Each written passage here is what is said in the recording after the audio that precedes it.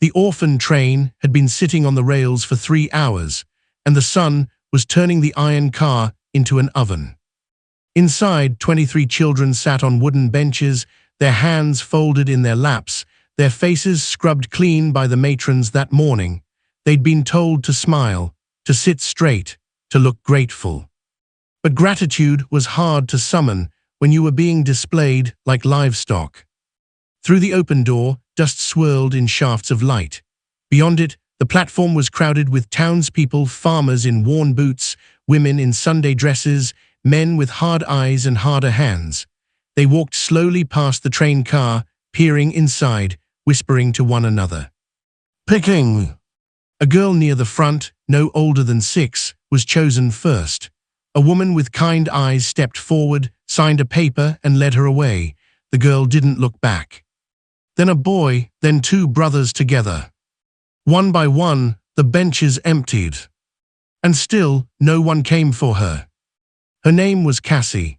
She was 12 years old, small for her age, with dark hair that refused to stay pinned, and a dress that had been mended so many times the seams were more thread than fabric. She sat at the very back of the car, her knees pulled to her chest, her eyes fixed on the floorboards. She'd been on 3 trains now, 3 towns, 3 platforms. Nobody ever picked her. "Stand up straight, girl," one of the matrons hissed as she passed. "You'll never find a home looking like that." Cassie straightened her spine, but it didn't matter. The couples who glanced her way always moved on, too old, they'd say, or too small for farm work, or they'd wanted a boy. Always something. By the time the sun began to dip toward the horizon, only 4 children remained. Cassie and 3 boys, all older, all staring at nothing. The matron stepped onto the platform and clapped her hands. "Last call, folks, we'll be moving on come morning." A few stragglers approached.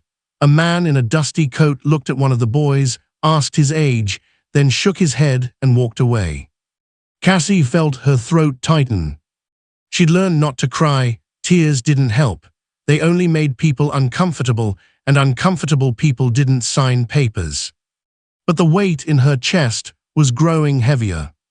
"Nobody picked me," she whispered to herself, so quietly no one else could hear. Her hands trembled in her lap. "Nobody ever picks me." The matron was starting to herd them back inside when a voice cut through the murmur of the crowd. "Wait!" Cassie looked up. A man stood at the edge of the platform, half shadowed by the station awning. He was tall, lean, dressed in faded denim and a hat that had seen better years. His face was weathered, lined by sun and wind, and his eyes, pale blue like winter sky, were fixed on her. He didn't move closer, didn't smile, just stood there watching. The matron turned. "Yes, sir, can I help you?" The man stepped forward, his boots heavy on the wood. He didn't look at the matron. His gaze stayed on Cassie. "Her," he said quietly. "I'll take her." Cassie's heart stopped. The matron blinked. "This one, sir, she's 12, a bit old for most families, and she's small, not much use for heavy work." "I didn't ask for a work hand," the man said. His voice was low, steady, with no anger in it, just certainty. "I said I'll take her." The matron hesitated, then shrugged. "Well, if you're sure, let me get the paperwork." Cassie couldn't breathe. She stared at the man, waiting for him to change his mind, waiting for him to look at her closer and decide he'd made a mistake. But he didn't. He just stood there, quiet and still, like he had all the time in the world. The matron returned with a clipboard and a pen. Name: Elias Kane. Occupation: rancher. "You got a wife, Mr. Kane?" "No, ma'am." The matron frowned. "It's irregular, a single man taking in a girl this age. You'll need to prove you can provide for her. Food, shelter, schooling if possible." Elias nodded. "I can." "And you understand she's not a servant. She's a ward. You're responsible for her welfare." "I understand." The matron studied him for a long moment, then sighed and handed him the pen. "Sign here." He did. Cassie watched the pen move across the paper, her pulse hammering in her ears. She didn't know this man, didn't know if he was kind or cruel, honest or dangerous. But she knew one thing, he'd chosen her. When no one else would. The matron turned to Cassie. "Well, girl, you've got a home now, go on." Cassie stood on shaking legs. She picked up the small cloth sack that held everything she owned, a spare dress, a wooden comb, a frayed ribbon, and stepped down from the train car. Elias didn't reach for her, didn't speak.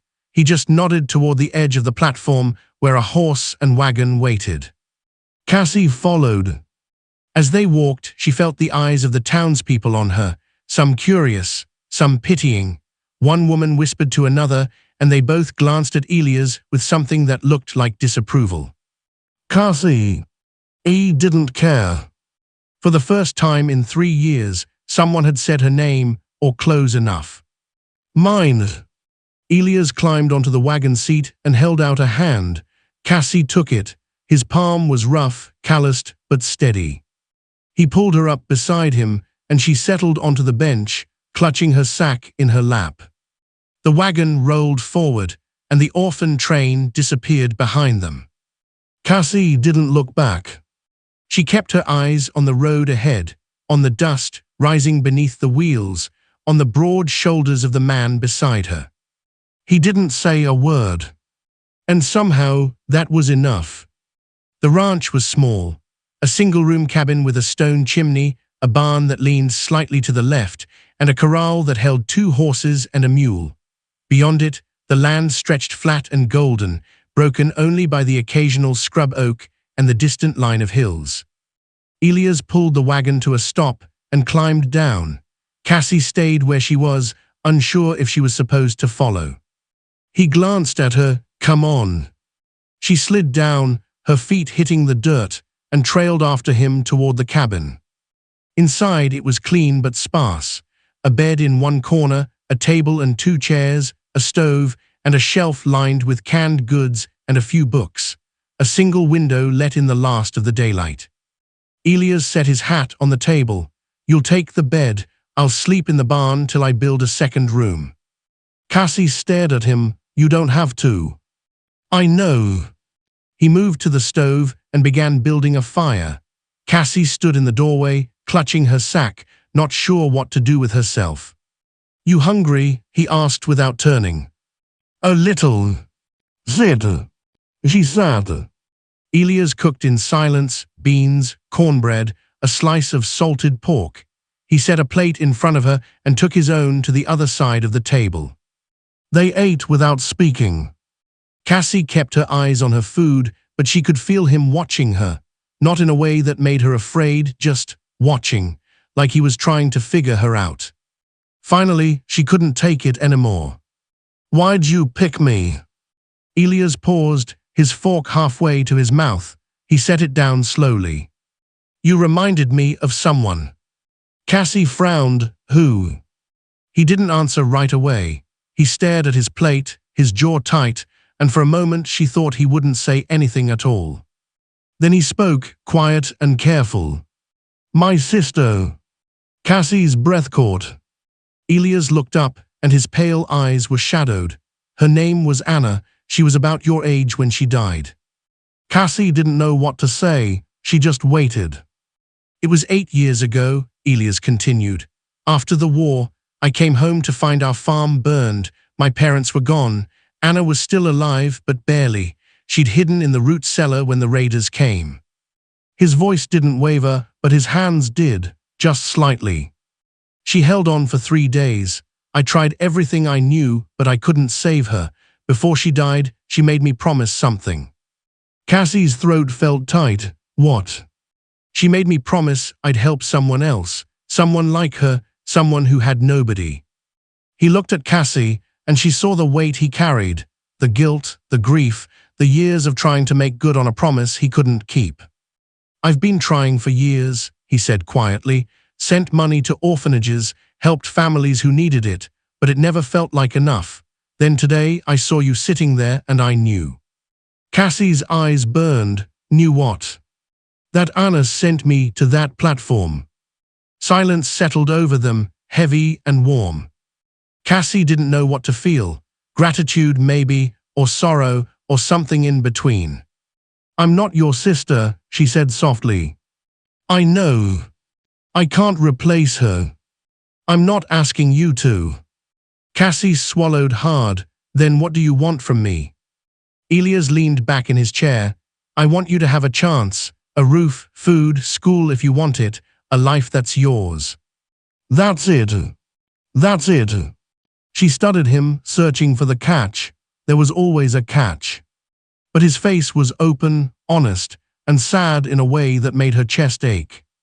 Why didn't you save her? The question slipped out before she could stop it. Elias flinched. I tried. But you didn't. No, I didn't. Cassie looked down at her hands. My parents died when I was 9. Fever took them both in a week. I thought someone would come for me, an aunt, a neighbor, someone, but nobody did. They sent me to the orphanage instead. I'm sorry. I used to think it was my fault, she whispered. Like if I'd been better, someone would have wanted me. Elias shook his head. It's not your fault, Cassie, none of it. She looked up, and for the first time, she believed it. Not because he said it, but because he understood. Outside, the wind picked up, rattling the shutters. Elias stood and moved to the window, gazing out at the darkening land. There's something you should know, he said. Cassie tensed. What? The town we came from, the people there don't much like me. Why? Because I didn't fight in the war. I stayed home to take care of my family. Some folks see T as cowardice. Cassie frowned. That's not fair. No, but it's how it is. He turned to face her. They'll talk. They'll say things about me, about you being here. I need you to know that before you decide to stay. Cassie stood. I already decided. Elias raised an eyebrow. You did. You picked me, that's enough. Something shifted in his expression. Surprise, maybe, or relief. He nodded. All right then. Cassie set her plate in the basin and moved to the bed. She set her sack down and sat on the edge of the mattress, testing it. It was firm but clean, and the quilt smelled like cedar. Thank you, she said quietly. Elias tipped his head. Get some rest. We'll start fresh tomorrow. He left the cabin, closing the door softly behind him. Cassie lay down, staring at the ceiling beams. Outside, she could hear the horses shifting in the corral, the creak of the barn door as Elias settled in for the night. For the first time in 3 years, she felt safe. Not because she was no longer alone, but because someone had chosen her.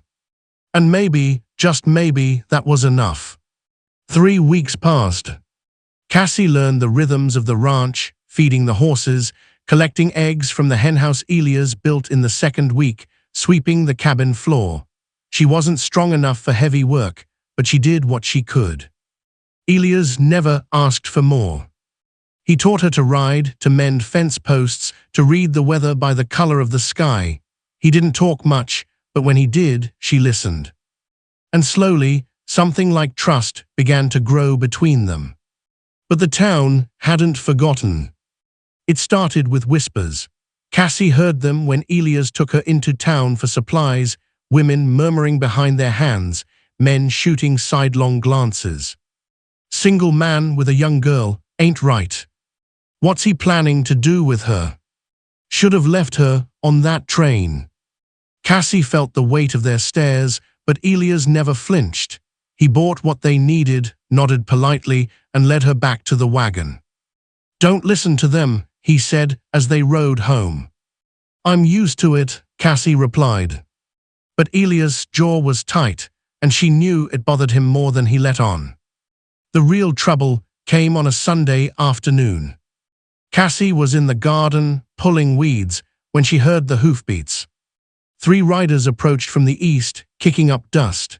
Elias stepped out of the barn, his hand resting on the post, his eyes narrowed. Cassie stood and moved closer to the cabin. The riders stopped at the edge of the property.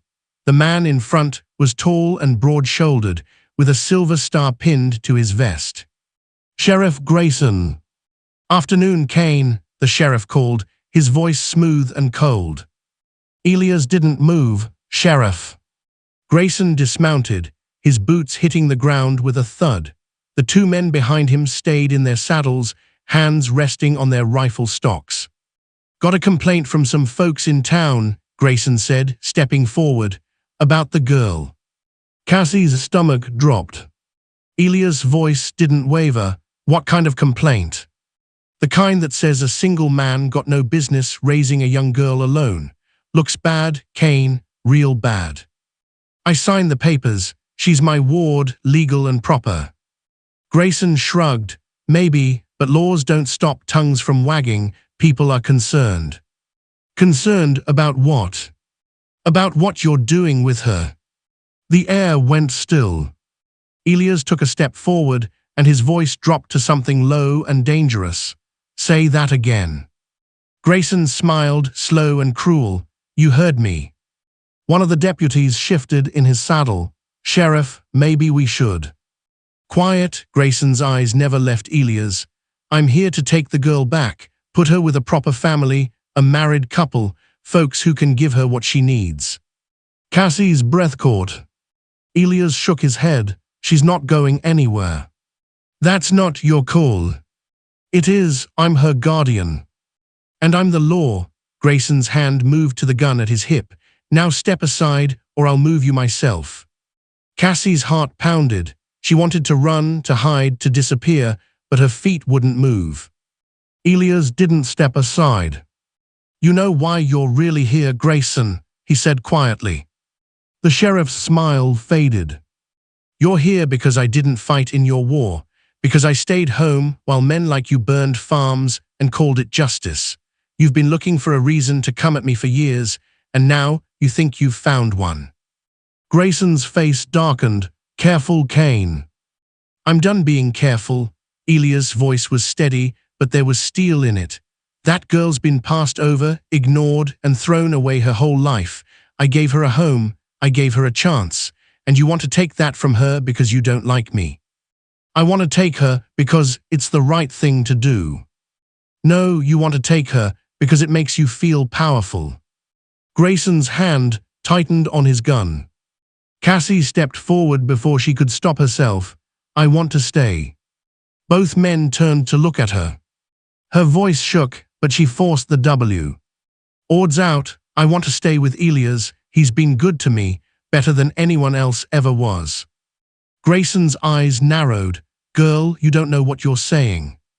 I do. He's filled your head with.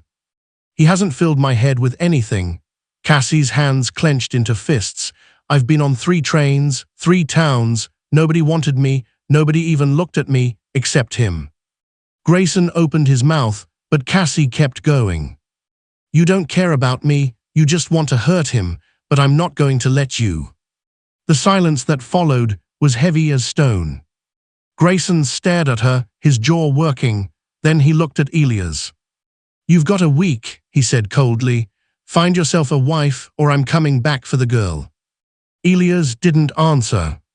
Grayson mounted his horse and pulled the reins hard. Let's go. The 3 riders turned and disappeared into the dust. Cassie stood frozen, her chest heaving. Elias walked over and placed a hand on her shoulder. You didn't have to do that. Yes, I did. He looked down at her, and for the first time, she saw something close to pride in his eyes. Come on, he said gently, let's get inside. They walked back to the cabin together, but Cassie couldn't shake the feeling that something darker was coming. And she was right. That night, Cassie couldn't sleep. She lay in bed, staring at the ceiling, replaying the sheriff's words over and over. Find yourself a wife, or I'm coming back for the girl. She didn't understand why the world had to be so cruel, why people couldn't just let things be. Outside, the wind whispered through the trees. She heard the creak of the barn door and knew Elias was still awake too. After a long while, she got up, wrapped a blanket around her shoulders, and stepped outside. The night was cool and clear, the sky scattered with stars. Elias sat on the porch step, a cup of coffee in his hands, staring out at the dark land. He glanced up when she approached. Can't sleep. No. He patted the step beside him. Sit. She did. For a while, neither of them spoke, just sat together in the quiet, listening to the night. Are you going to find a wife? Cassie asked finally. Elias shook his head. No. Then what are we going to do? I don't know yet. He took a sip of coffee. But I'm not giving you up. Not to Grayson, not to anyone. Cassie pulled the blanket tighter. Why does he hate you so much? Elias sighed. It's not just me, it's what I represent. During the war, men like Grayson did things they're not proud of, burned homes, took land, hurt people, and when the war ended, they needed someone to blame for their guilt. So they blame you. Anyone who didn't fight, anyone who stayed behind, it's easier than looking in a mirror. Cassie thought about that. Do you regret it, not fighting? Elias shook his head. No, my family needed me, that was my war. But you lost them anyway. I did. I'm sorry. Elias looked at her and his expression softened. I'm sorry too, for what you've been through, for what people keep trying to take from you. Cassie's eyes strung. I don't want to leave. Then you won't. You can't promise that. I can try. She leaned against his shoulder, and he didn't pull away. They sat like that for a long time, quiet and still, two people trying to hold on to something good in a world that kept trying to tear it away. So let me ask you this. If you were in that town, watching this unfold, a quiet man and a lonely girl just trying to build something decent together, would you stand with them, or would you let fear and gossip win? Take a breath, think about that. And if you're still with me, tap subscribe so you don't miss how this story ends. Tell me in the comments, what time is it where you are, and have you ever had to fight for something everyone else said was wrong? The next morning, Elias saddled his horse before dawn. Where are you going? Cassie asked, standing in the doorway. Into town. I need to talk to some people. What people? People who might help. Cassie frowned. I thought no one liked you. Most don't, but there are a few who remember what it means to stand for something. He rode off, and Cassie spent the day working, feeding the animals, mending a tear in her dress, sweeping the cabin floor. But her mind was elsewhere. By the time the sun began to set, Elias still hadn't returned. Cassie sat on the porch, watching the road, her stomach knotted with worry. Finally, just as the last light faded, she saw him. He rode slowly, his shoulders slumped, and when he dismounted, she saw the weariness in his face. What happened? She asked. Elias tied the horse and walked past her into the cabin. Cassie followed. He poured himself a drink and sat at the table. I talked to 12 people today, neighbors, folks I've helped over the years, asked if they'd stand with me if Grayson came back. And he looked at her and his eyes were hollow. 3 said yes, the rest said they couldn't risk it, they've got families, reputat. Irons, they can't afford to cross the sheriff. Cassie's heart sank. 3 people isn't enough. No, it's not. She sat across from him. So what do we do? Elias set down his cup and reached into his pocket. He pulled out a small wooden horse, carved by hand, and set it on the table between them. Cassie stared at it. What's that? I made it for Anna, the day before she died. She never got to see it finished. He slid it across the table to Cassie. I want you to have it. Cassie picked it up, turning it over in her hands. It was simple but beautiful, every detail carefully carved. Why are you giving this to me? Because you deserve something that was made just for you, and because no matter what happens, I want you to know you mattered. Tears spilled down Cassie's cheeks. You're talking like it's over. It's not over, but I need you to be ready, if Grayson comes back. Then we fight. Elias shook his head. Cassie. We fight, she said again, stronger this time. You didn't give up on me, I'm not giving up on you. Elias looked at her for a long moment, then he nodded. All right, then we fight. Outside, the wind rose, carrying with it the scent of rain and something darker, the weight of a storm yet to come. 5 days later, Sheriff Grayson returned. This time, he brought 8 men. Cassie saw them coming from the garden, a line of riders moving slowly across the plain, dust rising in their wake. Her heart hammered, but she didn't run.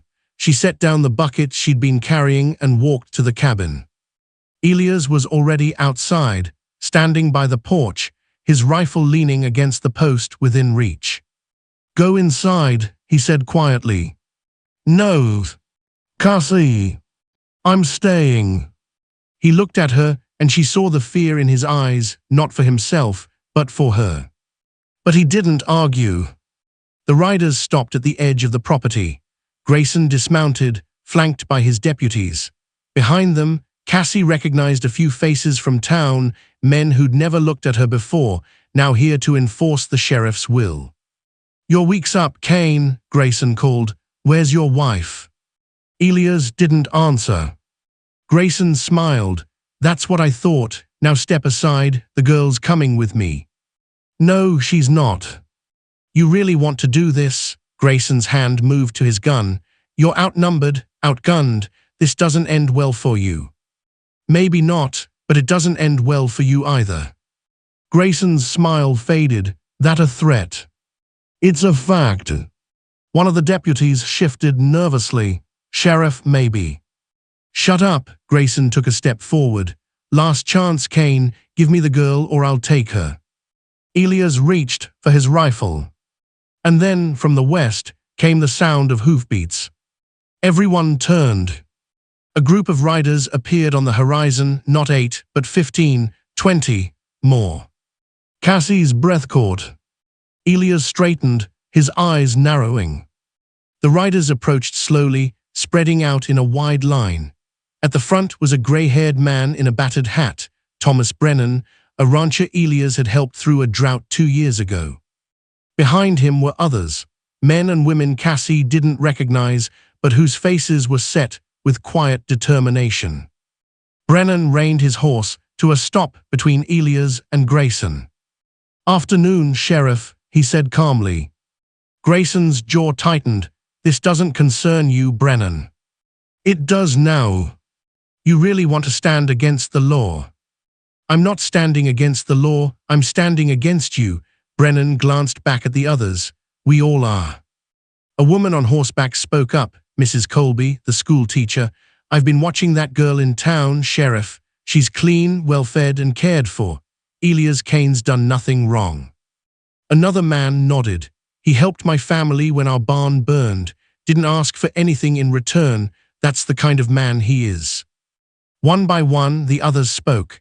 Neighbors, strangers, people Elias had helped over the years, people who remembered what decency looked like. Grayson's face reddened. "You're all making a mistake." Brennan shook his head. "The only mistake is you thinking you can bully a good man just because you don't like him." "I'm the sheriff." "And we're the people you're supposed to serve. Now turn around and go home, Grayson, before this gets ugly." For a long moment, no one moved. Then slowly, Grayson's hand dropped from his gun. He looked at Elias, and there was hatred in his eyes, but there was something else too, defeat. "This isn't over," he said quietly. "Yes," Elias replied, "it is." Grayson mounted his horse. His deputies followed, casting uneasy glances at the gathered crowd. They rode off without another word. Cassie let out a breath she didn't know she'd been holding. Brennan dismounted and walked over to Elias. He held out his hand. "Should have done this years ago," he said. "Sorry it took so long." Elias shook his hand. "Thank you." Brennan nodded, then tipped his hat to Cassie. "You take care of him, girl. He's one of the good ones." Cassie nodded, unable to speak. One by one, the others rode off, leaving Elias and Cassie standing alone in the yard. The wind stirred the dust at their feet. Cassie looked up at Elias. "They came for you." "They came for us," he corrected. She smiled, small and tentative. "What now?" Elias looked out at the land, the sky, the quiet expanse of home. Now we keep going together. 2 years passed. Cassie grew taller, stronger, more sure of herself. She learned to read and write with the help of Mrs. Colby, who rode out to the ranch twice a week.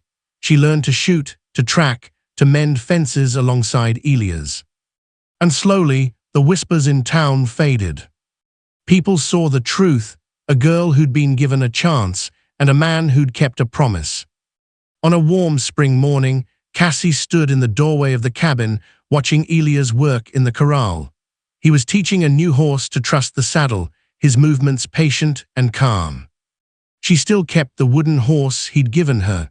It sat on the shelf above her bed, a reminder of the night everything could have fallen apart. But it hadn't. Because sometimes the world surprised you. Sometimes people stood up when you thought no one would. And sometimes a quiet cowboy raised his hand and said one word that changed everything. Mine. Cassie stepped outside, the sun warm on her face, and walked across the yard. Elias glanced over and smiled. Ready to help, he called. Always, she said. And together they got to work. The wind swept across the plains, carrying with it the scent of grass and dust and home. Behind them, the cabin stood solid and sure.